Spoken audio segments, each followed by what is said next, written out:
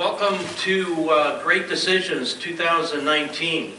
And as you know, in this series, the Foreign Policy Association chooses 8 of our most pressing national security or foreign policy issues each year.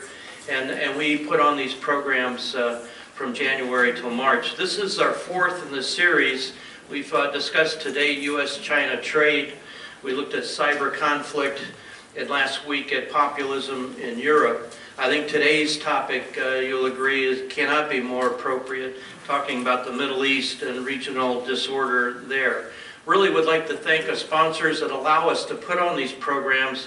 First, the Norfolk Academy for the use of their facility here. The Slover Foundation has been a real supporter, and as have the Norfolk Arts and Humanities Commission for their generous grant each year. That not only allows us to do these programs, but to make them free of charge for our students and educators. We're also supported by a great variety of businesses throughout Hampton Roads, and look at your program for them, especially Penrod and Bay Diesel have done a lot with us over the years, and we really appreciate that.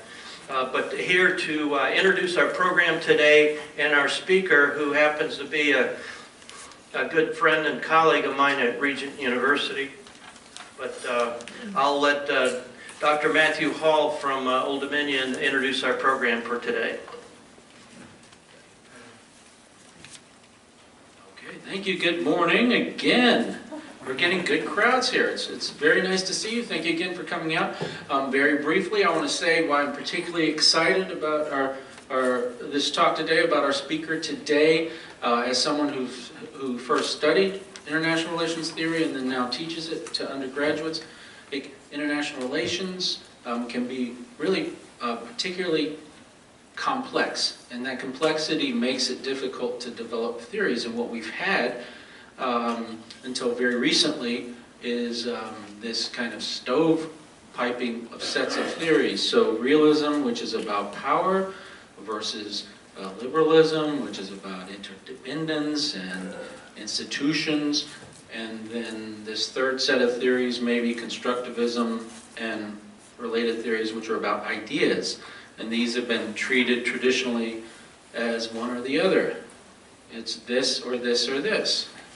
Sometimes people will say, well, sometimes it's this, sometimes it's this, and sometimes it's this, and that's the compromise. Until more recently, people have started to understand that these things aren't separate, they're interrelated. Not only are they all important, but they're interrelated to each other. And so our today's speaker is in that recent wave of researchers and scholars who recognize that and are approaching it from that perspective. And I think you'll see that today from his talk.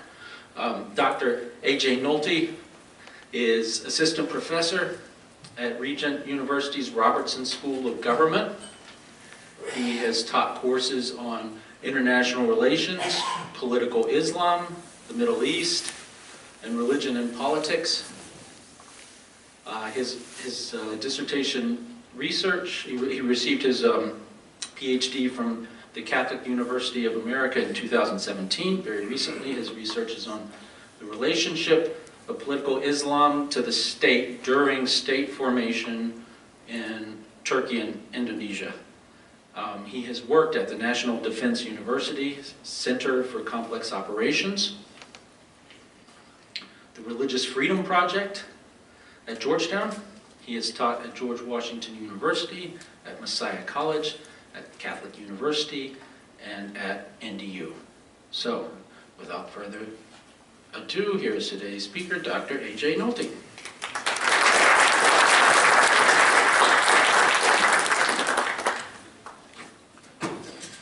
Thanks very much, Admiral Balcom and Dr. Hall, for that generous introduction, for the opportunity to speak today. And thanks especially to Dr. Hall for saving me the need to go over realism, constructivism, etc. at the beginning of my talk. So let me just give a couple of disclaimers that I think are important whenever we're talking about the Middle East, and particularly for this topic. So the first thing that I want to say is that I'm coming to you guys here this morning, and I'm kind of testing a theory. In other words, what I've decided to do is kind of bring you guys a theory that I have, my thoughts about what is happening in the Middle East, in particular what's happening with some of the ideas of political Islam and the balancing that's happening in the region. And then in the Q&A, we're going to throw it to the sharks, and if my theory survives you guys, maybe I'll try to publish on it. So you guys could think of yourself as an aggressive and early peer review process for me. So I appreciate that. The second thing is that one of the things that I can say about teaching politics in the Middle East is that, and this will probably not surprise most of you in the audience, it is the syllabus that I have to update the most often and the most comprehensively whenever I teach the course. So it's possible that everything I say today could sound like total nonsense in a year. It's possible that everything I say today could sound like total nonsense in a week. Prediction is difficult at all when you're talking about international relations, foreign policy, etc. Prediction in the Middle East is very, very difficult. So with those caveats said, I'm going to try to predict the future of the Middle East. All right, so let's begin with an incident that I think is probably familiar to most of you if you followed news in the region at all in the past year or so. So in Turkey last year, the body of an American resident journalist, so Saudi citizen, legal resident of the United States, named Jamal Khashoggi was found in the garden of a Saudi consulate in Turkey. And this was uncovered by the Turks, it was brought to the attention of the United States by the Turks.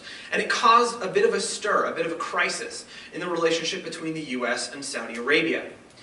As most of you are probably aware, Saudi Arabia has seen a concentration of power by Crown Prince Mohammed bin Salman.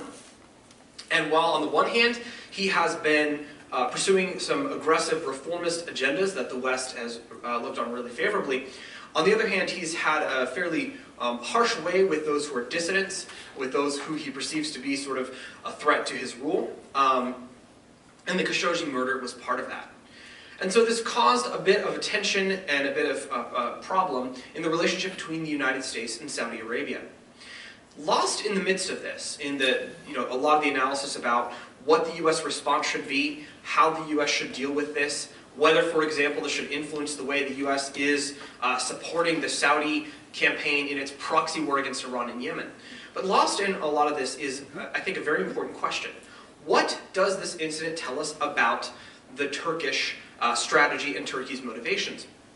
After all, we could, I suppose, make the argument that President Recep Tayyip Erdogan of Turkey is very deeply concerned about press freedom, except for the fact that he has, I think, one of the worst records right now throwing journalists in jail of any leader in the world. Right? So that seems like it's not it.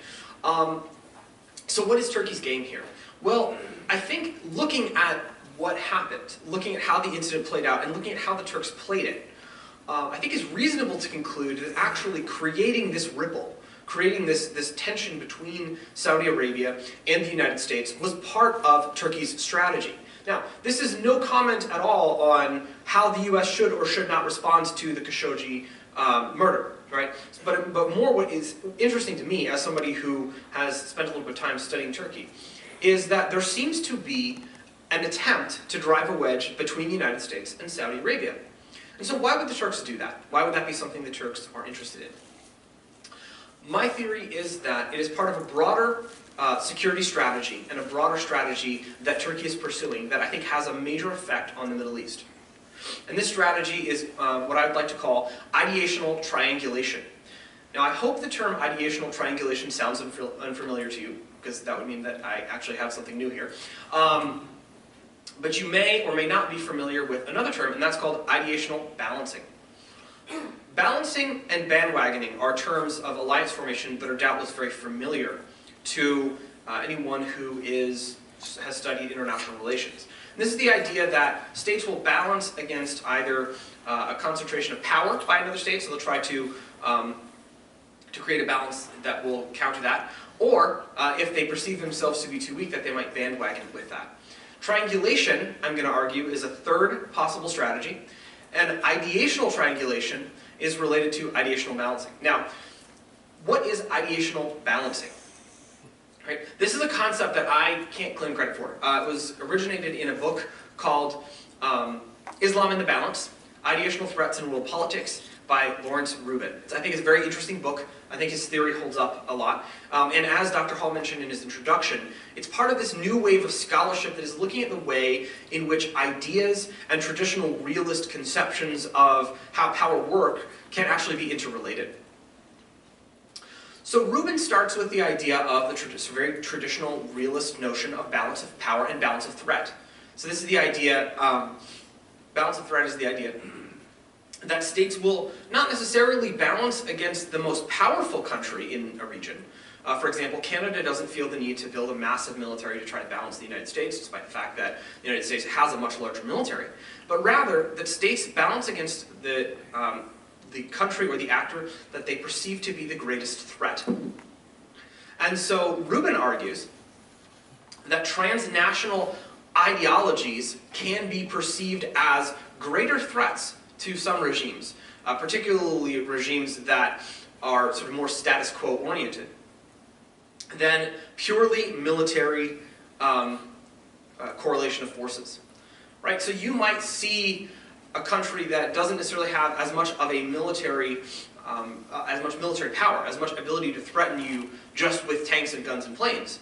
But if they have an aggressive form of transnational ideology, they could still be potentially perceived as a threat to regime survival.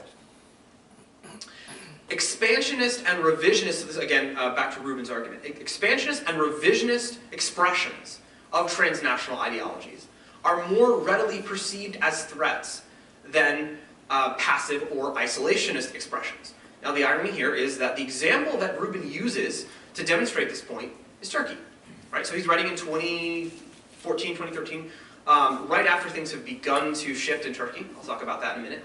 But he says, Turkey is an Islamist country at this point.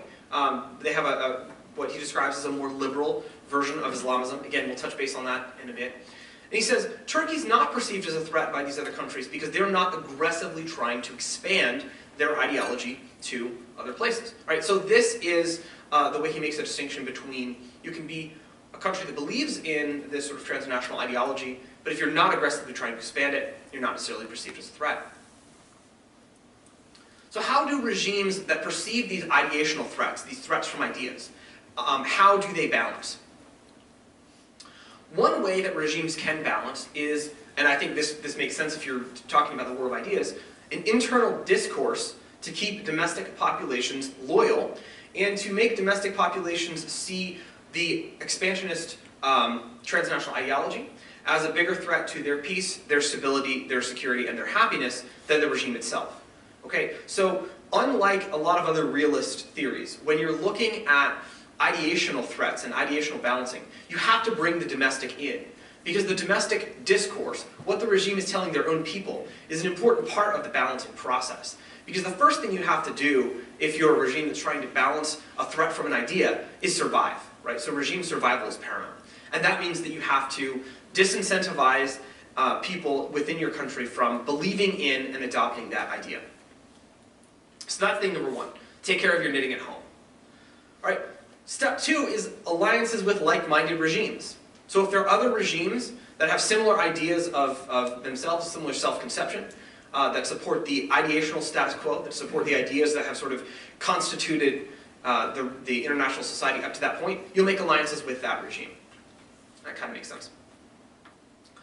Third point, regimes that are balancing ideationally, that are balancing ideas, may take preemptive or aggressive seeming actions that can seem disproportionate if you're just looking at things from a balance of military threat perspective.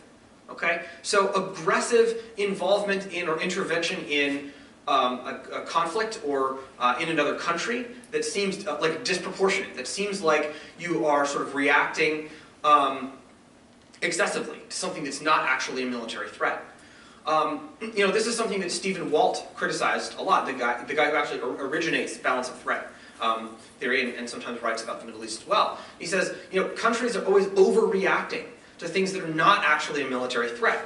I think the thing that Walt and other balance of threat analysts are missing is that ideas can also be a threat. And so if you see an idea as a threat to regime survival, you're more likely to do something that looks like an overreaction to an outsider who's just looking at the correlation of military forces. Okay, so that's ideational balancing in general. What does ideational balancing look like in action in the region that we're talking about today, which is the Middle East? And hopefully, since you're all fairly plugged-in audience in terms of what's happening in the region, the thing that's immediately coming to mind is the Iran-Saudi tension, or what has sometimes been called by analysts of the region, the new Iran-Saudi Cold War. It's not really new at this point, but it has been going on for, I would say, about 15-ish years in its modern form, but it is a new dynamic in the region. It is increasingly, I think, becoming the most important dynamic in the region. Okay, so let's talk about this Iran-Saudi Cold War and the Saudi strategy of ideational balancing. So the first key point is that the Iranian Revolution, even at its outset, was a direct threat to Saudi Arabia just on ideational grounds in a multitude of ways. So the first thing, and this goes back to the idea of sort of regimes, direct threat to regime survival. One of the things that we sometimes miss as outsiders is the degree to which the Iranian Revolution is anti-monarchical. This makes perfect sense from their perspective. The Shah is a monarch, but Khomeini and the other early Iranian revolutionaries come in and start saying things like, we think it is un-Islamic to have a king. We think monarchy is an un-Islamic form of government. Right? Saudi Arabia is a country that is very much dependent on Islamic legitimacy. Okay? Saudi Arabia is a country in which Mecca and Medina, the two holiest cities of Islam, are present. The Saudi sort of balanced matrix of alliances and what sort of brought the House of Saud to power is to a certain extent dependent on a strand of religious thought called Wahhabism, followers of Ibn Abdul Wahhab, and that have had a long-standing alliance with Saudi Arabia. Right? So when you have a regime that is saying monarchy is un-Islamic, that's a direct threat to Saudi Arabia in two ways. Number one, because they are a monarchy. Number two, much of their legitimacy is based on the idea of Islam. The third aspect, and this is an important underlying aspect for the relationship between Saudi Arabia, is tension between the Wahhabi and Shia community. So going back to this Ibn Abdul Wahhab, Ibn Abdul Wahhab was a ferociously partisan Sunni. He believed that Shias were guilty of shirk, or idolatry.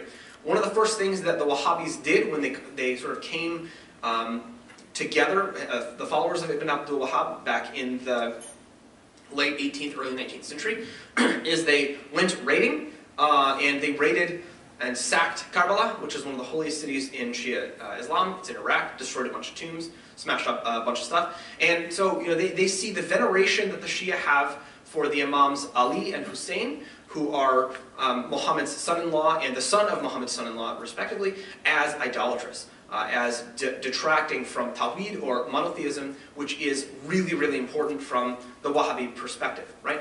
Now, just from that basis, it makes sense that the Saudis and the revolutionary Shia Islamic regime of Iran would not be friends. But it's also important to keep in mind, Saudi Arabia has its own domestic Shia population in eastern parts of Saudi Arabia, right? So they're seeing this as potentially a direct threat to their survival, because the Iranians, they are concerned, might use this religious rhetoric to mobilize a group that's already probably going to be somewhat disenfranchised by the fact that they're living under a state that is religiously committed to this idea of Wahhabism. So that sectarian background, I think, is an important subtext in a lot of what's happening and a lot of why the Saudis perceive the Islamic Republic of Iran, as soon as it emerges, as a direct threat. So the Saudis engage in some early ideational balancing. The first way in which they do this, and this is ironic to people who remember 1991, the Saudis were some of the biggest supporters of Saddam Hussein during the Iraq War. And they were some of the most fervent advocates for U.S. support of Iraq in that conflict. So there's actually a divide among U.S. allies in the region about how we should handle this. Israel was very cautious about the idea of supporting Saddam, because initially the Israelis perceive Saddam, who's an aggressive Arab nationalist, as a bigger threat to them than they perceive the Iranian regime. Now, obviously, over time that changes. But Israel doesn't really start to perceive Iran as an existential threat until a little bit later in the 80s. The Saudis take a very different position, and they're kind of seeing Saddam as protecting and preserving the Sunni world against the threat of this expansionist, revolutionary Shia Islam, partially because Saddam has his own large Shia population, and he's got some of the same fears that they do. Right? So they're very early aggressive supporters of Saddam. Expansion of Saudi presence in the Islamic world. Now this had started a little bit before the rise of the Iranian regime, just because of the increasing value of oil and increasing oil prices. Saudi Arabia becomes more able to project some of its ideas about Islam around the world. Saudi Arabia also has a young, restive, radical population, many of whom are advocates of some sort of Islamic reform. And so what a lot of the Gulf countries did, and Saudi Arabia is no exception, they said, it's great that you young men that have trained in our madrasas and trained in our religious schools want to be sort of very fervent about Islam. Here's a bunch of money, go do it somewhere else. Right? So the Saudis become very involved in sort of spreading their influence around the world. And this is something that you pick up on if you start studying changes in Islam in sub-Saharan Africa or changes in Southeast Asia. So a lot of the more conservative Islamic groups in Indonesia, like groups like Dewan Dakwah Islami Indonesia, are actually very closely linked to Saudi Arabia and to Saudi groups like the Muslim World League. Right? So Saudi Arabia is trying to say, no, we actually are legitimately Islamic, and they're sort of buffing their Islamic bona fides. Another way they do this is important is they add the title custodian of the two holy shrines to the titles that are given to the Saudi monarchy. Right? So the third thing they do is they portray, particularly domestically, they portray Khomeini as an out-of-touch extremist, somebody who does not really have the benefits of the people in mind, somebody who doesn't really know how things are working, somebody who's not really, they're very critical of certain aspects of the way Khomeini talks about Islam. And the fourth way in which they balance, and this one becomes very paramount for the Saudis, maintenance of the US alliance at all costs. Very, very clearly, the Saudis understand that their best bet in terms of regime survival, in terms of enhancing and maintaining their position in the Middle East, is to keep the US happy and to keep the US on side. And so that has been an important aspect of Saudi foreign policy. The alliance, of course, exists before that. The Saudis are a key part of the US Cold War architecture. But this is an overriding element of Saudi foreign policy that is reinforced and strengthened because of the threat they perceive from Iran. Okay, so that's sort of early Saudi balancing of the Iranian Revolution. Now, if we want to talk about the modern conflict between Iran and Saudi Arabia, that I would argue has really come to dominate the Middle East, we need to look back to the mid-2000s and to a couple of unrelated developments that both spook the Saudis pretty badly. One is the emergence of Shia leadership in Iraq after the Iraq War. And there's immediate concern from the Saudis that this leadership is going to be pro-Iran. The second is sectarian conflict that comes about as a result of the Cedar Revolution in Lebanon. So Rafiq Hariri, who was a Lebanese politician of Saudi origin with Saudi ties, is assassinated. He's assassinated by, it's widely believed, people linked to the Syrians, and the Syrians are part of that sort of broader Iranian alliance in the region. This leads to pushback, and the Sunnis start to really reorient themselves against groups like Hezbollah, and they become defenders of the Cedar Revolution. This is deeply ironic given what happens a little bit later on. But it's actually the Saudis that are supporting the revolutionary movement in Lebanon at the time. And then counter-mobilization by Hezbollah. So you have this splitting of Lebanon into the March 8th and March 14th blocks based on the days that each side held major protests. And these are in large part Sunni and Shia sectarian blocks. Right? So previously in Lebanese politics, the divide had been between the Arab nationalist left and the Lebanese nationalist and much more Christian-oriented right.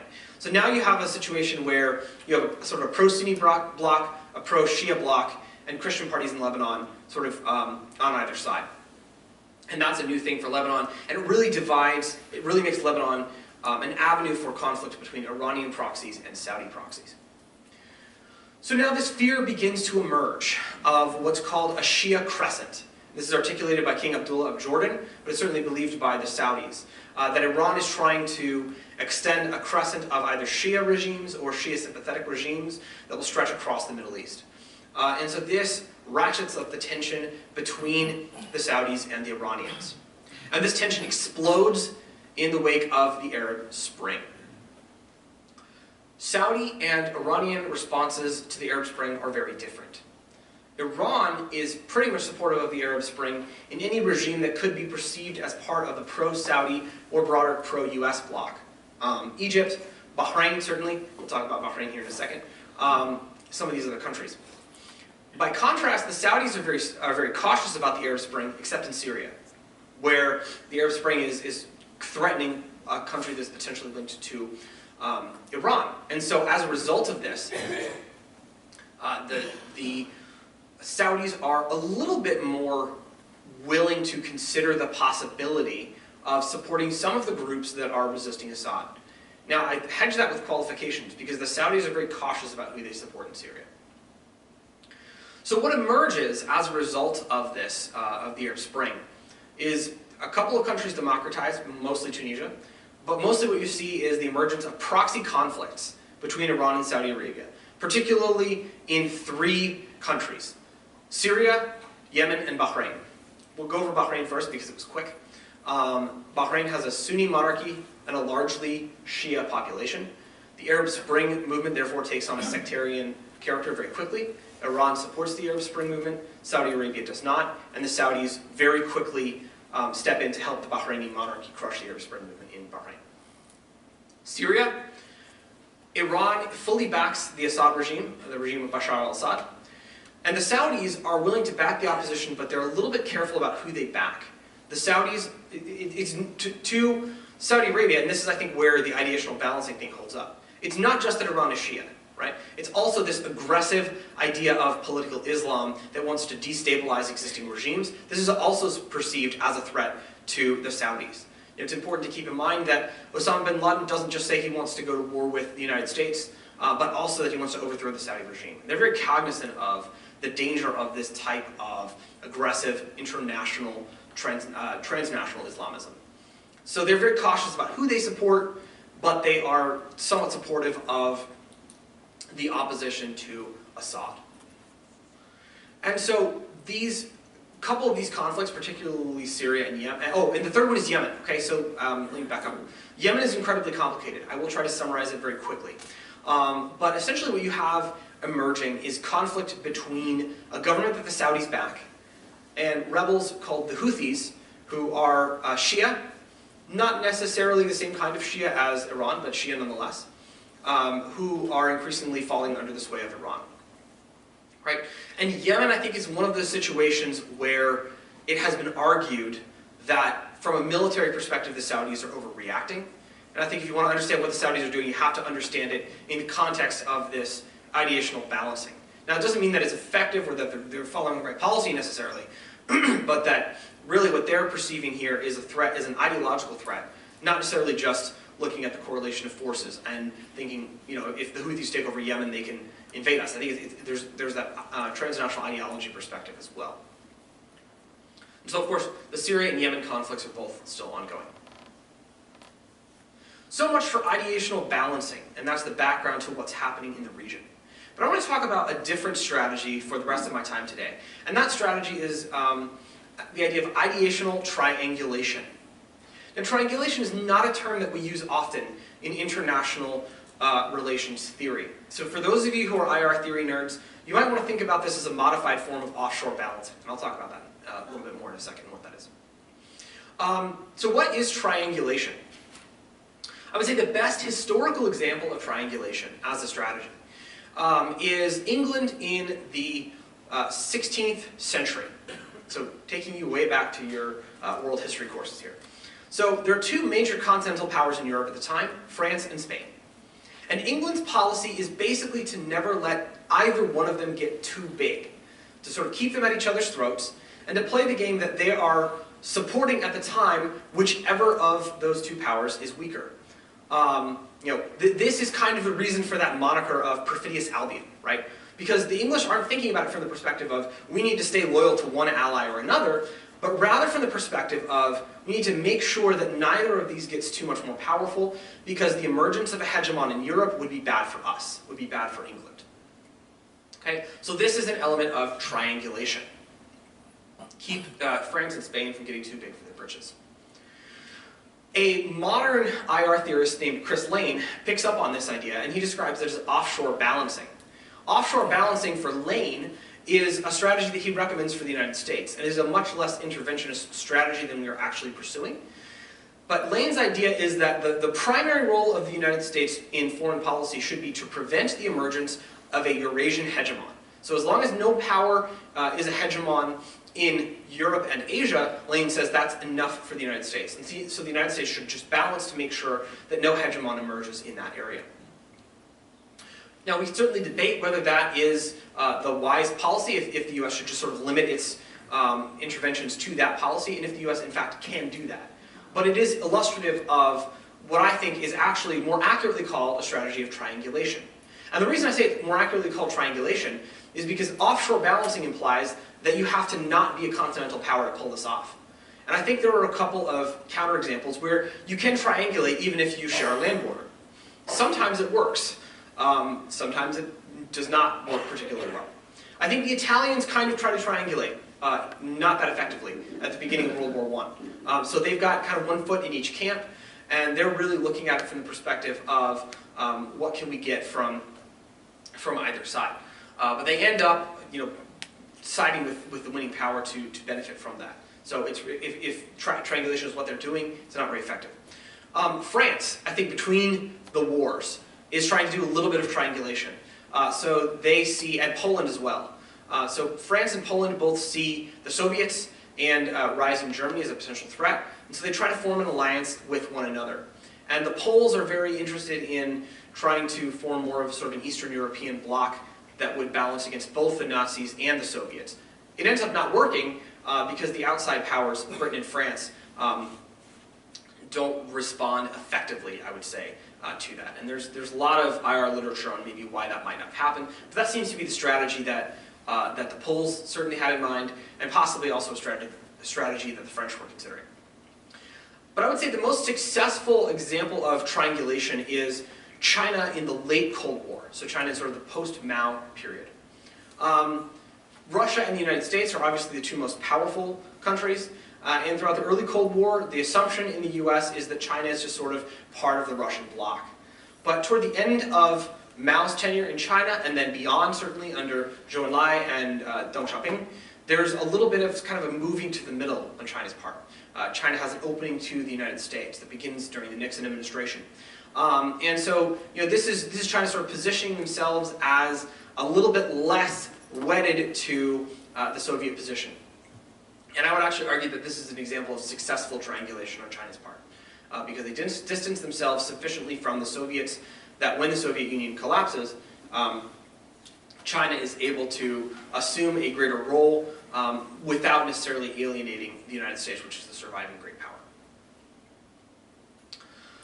So if triangulation is a strategy that you can pursue in terms of power, is it a strategy that you can pursue in terms of ideas and ideology? My thesis is that yes, that it has been done, and that in the Middle East it is currently being done. So here's the argument. In a case in which ideational balancing is occurring, in which sort of one party or coalition is trying to balance an aggressive, expansionist transnational ideology, a third power or powers might seek to modify either the transnational ideology in question or position themselves as less rigid defenders of the ideational status quo. Right? So in other words, a third power might try to create some space for themselves as not really fully on one side or the other in this ideational conflict. And then from that position, try to make sure that neither side is able to gain a decisive advantage. So are there historical examples of this? I would argue that probably the most relevant historical example is the emergence of a third world movement during the Cold War. Okay, so you have the United States and the Soviet Union, again, as I just mentioned, locked in this ideological struggle. And there are a number of world leaders, leaders in India, leaders in Indonesia, leaders in part of Africa, including Kwame Nkrumah from Ghana, Sukarno, of course, from Indonesia, who start talking about the need for an alternative. And we tend to think in the 21st century of third world is a little bit of a pejorative term, but at the time, the idea of third world was actually developed at a conference called the Bandung Conference by the Bandung generation. And they were positioning themselves not as inferior to the first and second world, but as a third alternative. A sort of, to steal the term from Tony Blair in the 1990s British politics, a sort of a third way movement, right? So that's the origin of the term third world.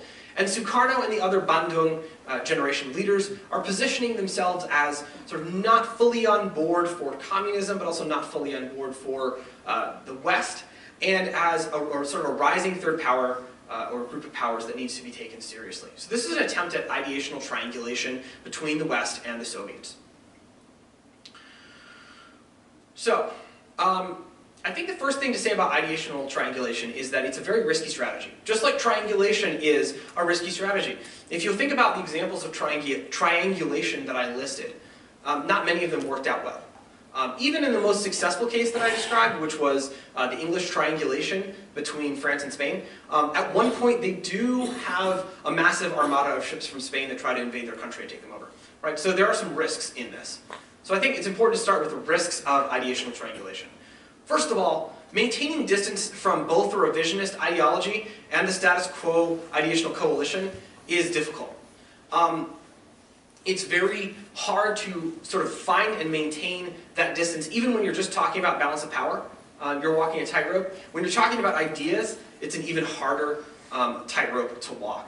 So examples from that third world movement, the Bandung generation that I talked about, if you look at those countries moving forward, India kind of drifts a little bit toward, more uncomfortably toward the Russian sphere.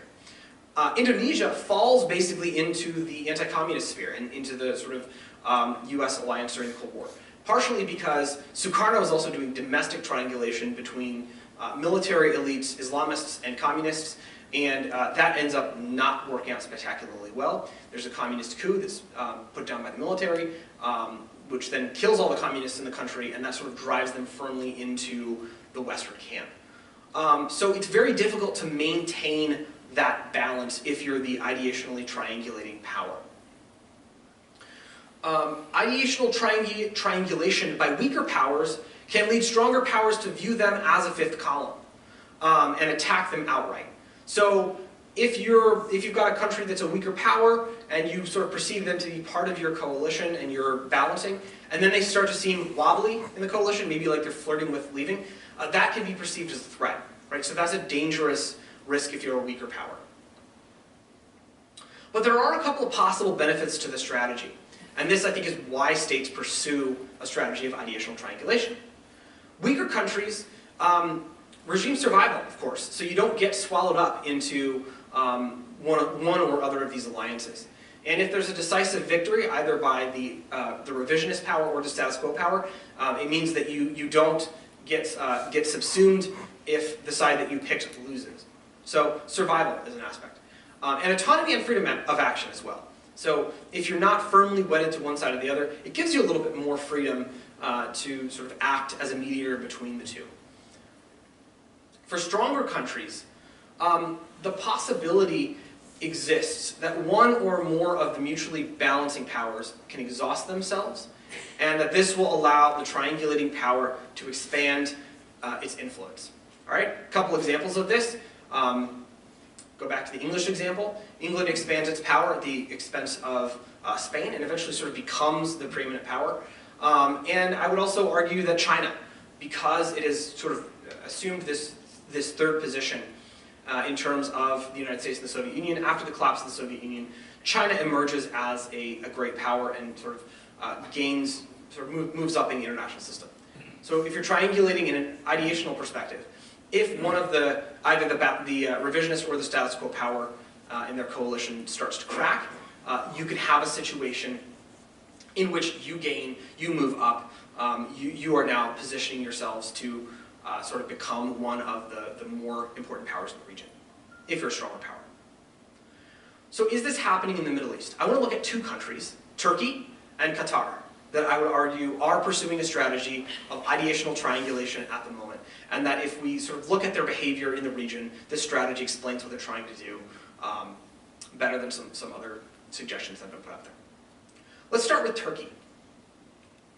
Figuring out what is going on in Turkey is, I think, one of the favorite parlor games of academics in the West, because it's a fascinating country when we're talking about the Middle East. And there's always a good amount of Turkey love, right? So, you have a lot of people who say Ataturk was the greatest leader in the history of the Middle East, and then when Erdogan came into power, you had a lot of people say, Erdogan is the future of what Islamic democracy looks like.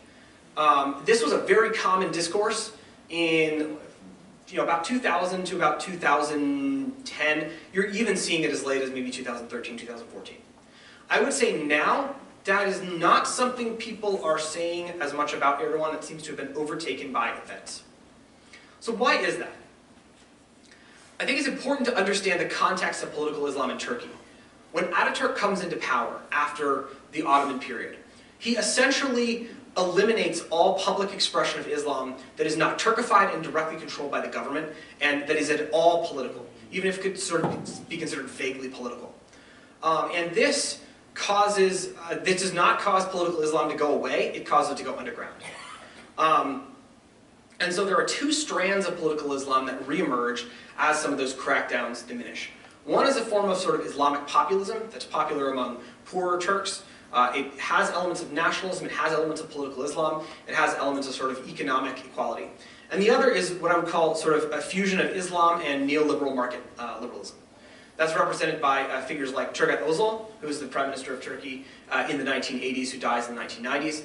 He himself is a devout Muslim, member of a Sufi order, but he gets his base from the emerging middle class that has come out in privatizing industries in the country. So the free market neoliberal Muslims have a sort of more liberal idea, and they see no problem in the fusion of Islam and liberalism, Islam and neoliberalism. Erdogan, when he emerges, seems like a fusion of the two. He is somebody who is acceptable to the Islamic populists, but the perception is that he's kind of from that more neoliberal, market-oriented Islamic tradition. The AKP in their first manifesto has quotes from Edmund Burke and Michael Oakeshott, and they're portraying themselves as a conservative democratic party. I think over time, it's become clear that Erdogan's instincts are much more in this Islamic populist mold. And so the discourse by and about Erdogan has changed. So initially when he comes in 2003, he's drawing on the legacy of the Young Ottomans. This was a group in the late Ottoman period, 1860s and 1870s, who are arguing for a fusion between Islam and liberal principles. But the way Erdogan has practiced power, and the way that he's begun to deploy Ottoman language is not so much reminiscent of the Neo-Ottomans, but it's actually reminiscent of the guy who used the Neo-Ottomans to get in power and then crack down on them afterward. Abdul Hamid II, who's the last really powerful Islamic sultan, whose rule was based on a combination of heavily deploying Islam, but also sort of traditional Ottoman authoritarianism, and a degree of modernization, but modernization along authoritarian lines. Another factor that's important is that Erdogan has inherited control of the deep state Ataturk made, and this deep state was designed, at least in part, specifically to keep political Islam under control. And so now Erdogan, by ruling so long, by the popularity that he came in with, has begun to gain control over this apparatus of the Turkish state. Now he has covertly and he has strategically mobilized a legacy from the Ottoman past, but also hasn't quite abandoned some of the nationalist framework, hence his rhetoric about the Kurds. During the Arab Spring, Erdogan was very supportive of many of the Arab Spring movements, and he was supportive, for example, of movements that were opposed to Assad.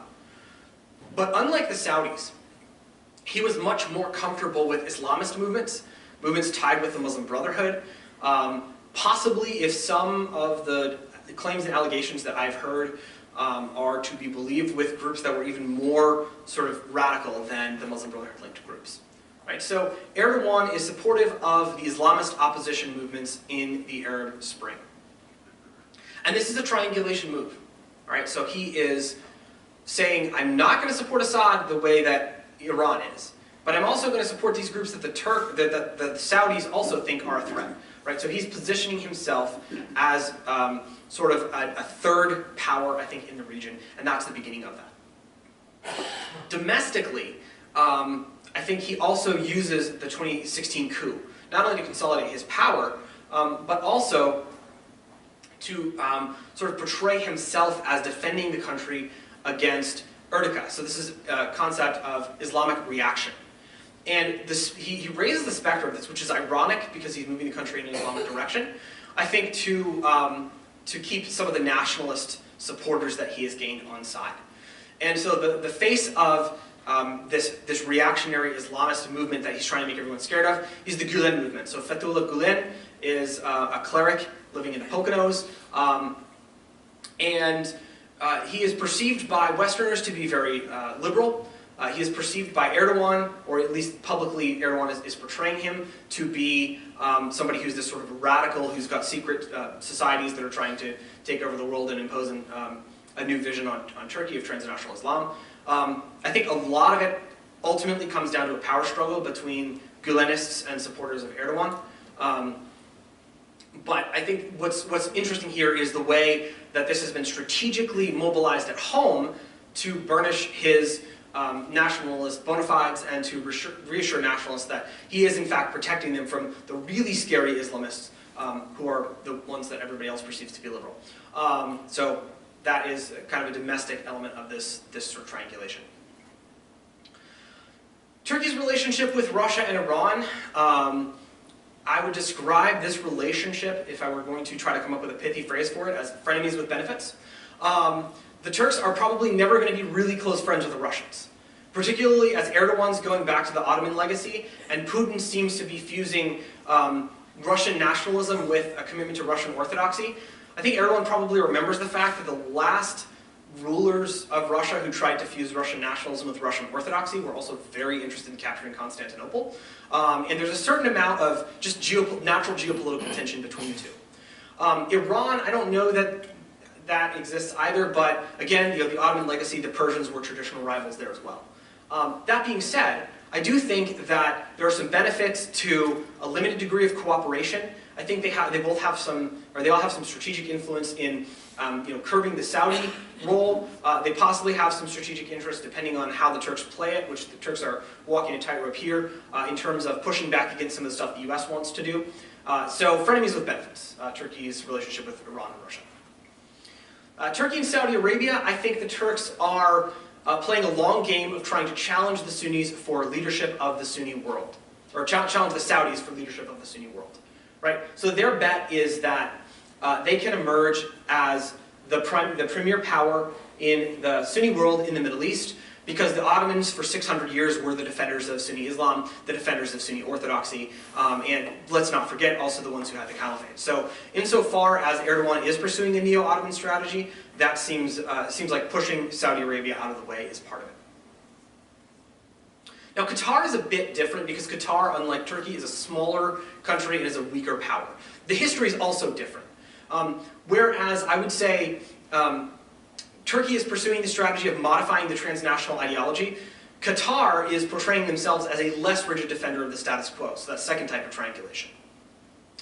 Now it's important to note here that Qatar has always had a different relationship with political Islam, particularly Muslim Brotherhood-linked groups, than other Gulf states. Qatar has seen the Brotherhood as less of a threat. This is partially a result of institutional factors, partially a result of the way Qatar has sort of portrayed themselves and positioned themselves as a voice of the Arab street in terms of Al Jazeera, and has tried to make alliances and use diplomacy to sort of balance everyone. So the Qataris don't have the same view of the Brotherhood-type groups as a threat that, say, the Saudis or the Emiratis might have. And Qatar traditionally has positioned itself as an essential diplomatic actor and intermediary. So they've always kind of kept the back channel open to Iran. They've been very close to the US, allowed us to build a base there. Of course, they have played host of the WTO. They tried to, they were very involved in getting the International Olympic Committee to host the Olympics in Doha. So, there's a real strategy of sort of internationalism and using international diplomacy to position themselves as sort of an indispensable small nation. But Qatar sort of moves, at least according to scholars of Qatar that I've read, such as David Roberts, who's one of the better known scholars writing on Qatar. He's written interesting books about Qatari foreign policy and stuff. He argues that there's a little bit of a shift in terms of the Arab Spring. And Qatar, like Turkey, becomes more aggressive in supporting some of the Brotherhood-linked groups and some of the Islamist groups than the Saudis. This may be because they're just more comfortable with them. It may be also in part because they have that Al Jazeera link, they're more linked into what's happening in the Arab Spring and on the Arab Street. But I think it's also because they are trying to position themselves with a little bit of distance from the other Gulf countries. And this may in part also be because they perceive themselves as very small. They're one of the smallest in terms of Gulf countries. I think their population is about 600,000. And they could easily be swallowed up by a larger neighbor, right? So they're trying to get a little bit of strategic distance, I think, from the Emiratis and from the Saudis. This ends up being a little bit of a dangerous strategy for Qatar. The Emirates and Saudi do not react well to the attempt to triangulate. They express their displeasure and recall their ambassadors in 2014. And then, of course, famously in 2017, 2018, you have the imposition of a blockade on Qatar by Saudi and the UAE. The Trump administration is sort of initially siding with the Saudis. They kind of pull back a little bit from this, but the U.S. is not particularly pleased with what Qatar is doing, although that perception is probably influenced by the close relationship personal relationship between Trump and Mohammed bin Salman. And so this leaves Qatar in a fairly vulnerable position. Funnily enough, who comes to the rescue for Qatar? Turkey. Right? So the Turks land a military force in Qatar. They put thousands of troops into Qatar, and they say, we're going to defend the territorial integrity and autonomy of the Qataris. And Qatar returns favor. So when the US has a spat with Turkey last year for a number of complex reasons, one of which is Turkish imprisonment of US nationals in retaliation for us not extraditing Fethullah Gulen to them, I think, so because of that and because of other factors, the Turkish economy starts to spiral. The inflation of the Turkish lira happens rapidly. And who comes to the rescue with a financial bailout? Qatar. Right? So this is an emerging partnership that we're seeing between the Turks and Qatar, and it's, I would say, a partnership in triangulation. One other note that I'll make real quick about Qatar is that in December 2018, there was a government shakeup, and Qatar's the person who is in charge of Qatar's sovereign wealth fund is now also the foreign minister. So they're merging their foreign policy and their financial resources, which for them is probably one of their bigger strategic assets. So they want some more coordination in terms of that. So here's the dangerous part. I'm going to conclude with a couple of potential predictions, which is always where you get in trouble with the Middle East. So the first prediction, I think, is fairly safe: persistence of ideational balancing. I think that's a dynamic that's likely to persist. Iran is still a revisionist power. Unless there is some sort of dramatic regime change in Iran, it's probably still going to be a revisionist power for quite some time. It seems very much part of their ideological program, and I don't see them really stepping back from that at this point, particularly because I think they think they're winning. The Saudis are not going to give up their balancing. They are the paramount defenders of the status quo. They're an ultimate status quo power, and they, if anything, their line toward Iran has grown harsher over time. And in fact, they've done things that would have been considered inconceivable a decade ago. Like, for example, Mohammed bin Salman openly telling the Palestinians, if the Israelis offer you a deal, you need to take it because we do not have your back. That is kind of a subtle, a change that has not been picked up on by a lot of outside observers, but I think it's an important one because it demonstrates the degree to which this balancing of Iran has crowded out everything else in terms of Saudi foreign policy. Egypt, Jordan, Bahrain, and the UAE are probably going to be to remain firmly committed to the balancing alliance. So they're likely to stay very close to the Saudis in that sense. Whatever happens in Syria, and we can certainly talk about what I think might happen in Syria in the Q&A, but I think one thing that we can say for certain is there's probably no end in sight to the proxy war in Yemen. I think there will be attempts at negotiating a peace deal. I'd be very surprised if that comes to fruition. And the US and Saudi relationship, I would say that it's likely to persist and it's likely to remain strong. The US is committed to balancing Iran. Saudis are committed to the US alliance. There will be rough patches, particularly if Mohammed bin Salman does things the US perceives to be erratic, like, for example, murdering legal residents of the United States. This is not something that great powers tend to appreciate other people doing to their legal residents. So, there may be some adjustments. There may be some quiet conversations had. There may be back channels happening even now between senior officials in the United States and senior folks in Saudi Arabia that involve the young and somewhat untested crown prince being reined in for the good of the alliance.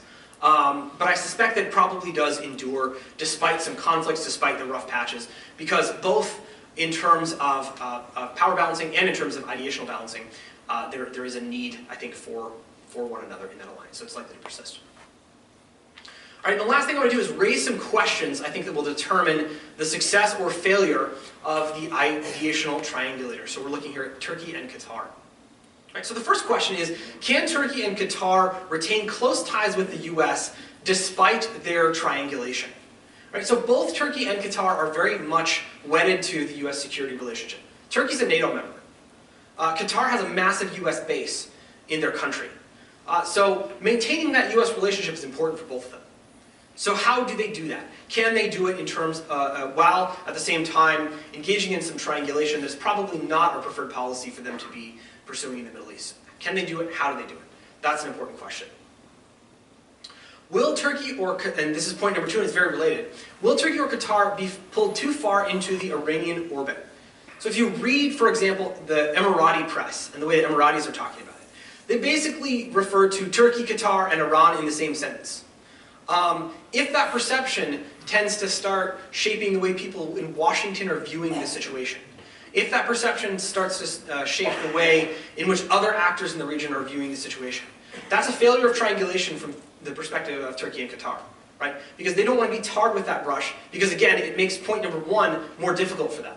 And for both countries, I think the US alliance is still important. The Turks may have some momentary alliances with the Russians, but long term, both ideationally and from power balancing perspective, Russia is a potential threat, and I don't necessarily think that any alliance between Turkey and Russia can or should last, and I don't think Turkey really wants to be out of NATO. So that perception that they're too pro-Iran is a potential danger for them, and so how do they kind of avoid that? Will other states or groups join the triangulating coalition?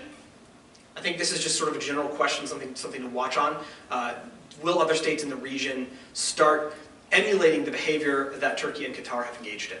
And will they start trying to find that balance of being sympathetic to certain expansionist forms of political Islam, but also remaining at one remove from Iran? And I would say here's the kind of overriding question. And I would say this is mostly for Turkey. Can Turkey maintain its posture of being in this sort of third position long enough for either Iran or the Saudi coalition to crack, right? So for Turkey, it's a waiting game. It's a position, they're in the position of trying to stay in this kind of middle of the road, long enough for the horse to learn to sing. If you know the ancient Persian proverb about a thief who's going to be executed, and he says to the king, "Oh great king, may you live forever. If you give me a year and a day, I will teach your horse to sing." And the king, intrigued by this, says, "You can have a year and a day, and after a year and a day, if my horse hasn't learned to sing, I'll execute you." So as he's being taken out, the chamberlain says, "Why did you make that promise?" And the thief says, "A year and a day is a long time. The king could die. I could find a way to escape, and then he shrugs and says, "Maybe the horse will learn to sing." So this is the question for the Turks, right? Will the horse learn to sing? Will the Saudis miscalculate and sort of fall from their perch? Will there be sort of a shift in Iran? Will something happen? And can they maintain this middle position while at the same time still staying closely allied with the United States long enough for the horse to learn to sing? Because if they can, I think you can look at Turkey emerging potentially as really a great power in the region, and that will have interesting effects for the Middle East moving forward. Thank you very much.